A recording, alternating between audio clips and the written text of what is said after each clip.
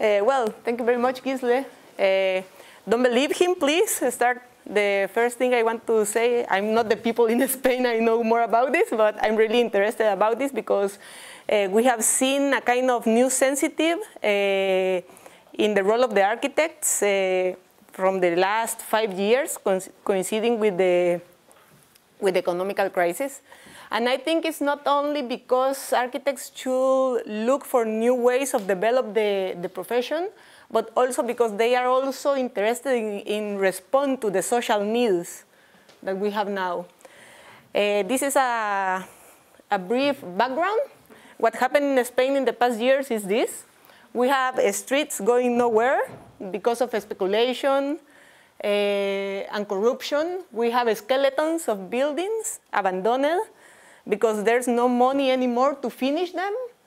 So the architects not only need to discover new ways of practice, but also to respond to all these people that have lost their money and their houses. So what happened when the deepest and bigger moment in the crisis arrived? We have seen this. I suppose all of you have seen this on TV or in newspaper, that a big spontaneous movement started in 2011 with the 15M movement. The main point was in Madrid, in Plaza del Sol, and all the people, all the citizens, it is not about architecture, but the citizens were asking for a big change, a radical change in the government laws and the way they speculate, the way they were doing the politics.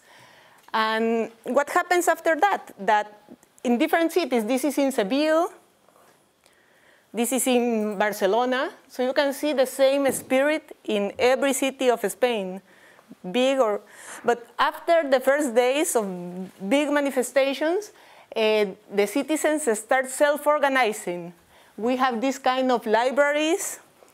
They were working in the squares, organizing the places they used to make food, to make the assemblies, to make any kind of activities. So I think that this was the most interesting moment for architects, that they start looking to the citizen needs and discover how they, because all of us architects know how to organize a space, not only how to build, but we know a lot about the space. So they discover how they can act as facilitators with the citizens to start doing new kind of projects. And they understand that public space starts as a space of relationships, not only as a space of building and bricks. So this moment in 2011 was really important for this change that we are witnessing today. The public space as a space of relationship has always been there. But it seems that with the economical growth, we have forgotten about that. You know, we have, as architects, we have forgotten that this kind of people needs more chairs to sit down. And we only go and build and build and build because the money was there in the buildings. And we have forgotten that also the streets are places for work and for doing other kind of activities, not only to go through our homes from our offices and back forward. So an important change of mind happened. I suppose they will understand this, all of them, in their minds. If there were no more work anymore, you cannot stay getting bored in your studios, in your shiny old studio, because there is no work anymore. You have to start doing good things again. How to change your mind, no? So the big understanding in these old collectives is that they understood that they were not able to build more infrastructures again, but they can build another kind of invisible infrastructures made by relationships. This is an example not from Spain, because I'm not going to talk about their work, because they will present their work by themselves better than me. But this is an example in New York. It's a fanzine made by architects, also related with lawyers, that have studied how street vendors can use public space without being taken away by the police.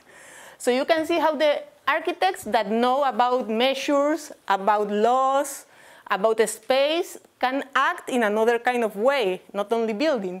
They are, by giving this to the street vendors, they are changing the use of the public space. And this is architecture too, because you are acting in the space. So understanding architecture not only as building as a practice for build edifice, but as a way to create new kind of spaces for relationship is one of the main points in this new scenario. So we like to say in Spain that now every architect is a hacker because, of course, it's a hacker. All the laws and all the governmental of every city in Spain doesn't support this kind of actions. They want to keep the idea of building, of getting money, because they get a lot of investors, they can speculate. So you have to find these small holes in the laws to fill inside and to try to make your own changes. And this is like a hacker activity. This project was before the crisis, but it's really interesting because this, you know, the idea of hacking the public space has been always there. But maybe we were so busy building other kind of houses that we didn't pay attention to these activities. This is a public square that usually is empty, or you can see only children playing basketball or whatever. And with this simple structure, they have completely transformed the use of the square. So it's a way of hacking this space, just trying to give a new structure and new uses to a space that has been always there. These are more images about that. The space was used for having talks like this or for project movies, to screen. So in a way, it's like to recover the idea of the homo ludens from constant and the situationist, you know, trying to find the joy in our practice. Not only sitting down in front of our tables doing models that are really nice, but it's not the only thing we can do. So doing these small actions like this, I'm not saying or defending that every architect here to go to the street and paint the street, but it's to find the joy in our practice. I think it's very important because we will develop it even better every day and we will enjoy our everyday life. This is an activity by a collective in Spain called Luz Interruptus. And you know, these are only bags with light, but they transform the space in a very sad moment from Spain. So the social, sensitive, and emotive communication with people is really important also. Domenico Di Siena is a Spanish architect that we all know here, and he's studying a lot the kind of sensible cities. And I really like this quote by him because our cities are changing every day, you know? If today children come here and play, it's not the same as we all architects are sitting down here. We can transform the space from every day to the other. So this kind of ideas to understand how our cities are configured and how we can transform them is really important to start doing another kind of practice in our life. So this kind of new roles started with all of these ideas, you know, the 15M, the Spanish Revolution, the idea of taking back the public space again. And from all this background comes the work of these new collectives we have here today. I will show some images of other collectives also for you to understand that it's not a movement of only 4 or 5 persons or 5 collectives. It's a very extended movement in Spain. Here is the work of some sociologists working together with architects in a small town of Catalonia. This town was suffering a process of gentrification, and they didn't know how to stop it, so they started working with the memories of the people. Because, you know, the young people doesn't know how, they don't understand what is gentrification. They like shopping malls, they like the new stuff, but doesn't understand what it is the importance of the history of the town. So they started collecting with the old people the memories of the place, do some activities in the public space, in some galleries, and they have the force enough to stop the gentrification process, and even the government stopped what they were doing. So I think our role is very important because it's not acting only in a public space, a small square. We can even stop big actions. So we should be aware of our power if we work all together. This is another, I love this project because it's nearby my home. And I'm involved not as an architect, but as a mother, because the school of my daughters is also part of the collective. And this is really nice because they are working a group of architects with a group of sociologists, a group of lawyers, and with the schools of the area, trying to change this derelict space and give new uses to the space, because it was closed by the government. And there's no reason to have a big public space closed. So they are proposing new uses. We are acting together. We have this kind of activities with the local people, doing some paella. And you know, this kind of also of communication with the people that doesn't understand what is an architect doing here? What is your role here in my space? Well, to try to communicate. Okay, we can work together because we know how to change the space, but you can tell me what you need in your space. So I think this is really important for us to open our eyes also to communicate with the people. Because if we don't know the needs, we cannot give a good response to them. This is a very small urban action in Madrid. And it's very nice because it's called La Galería de Magdalena. It's a gallery, but it's a gallery in public space.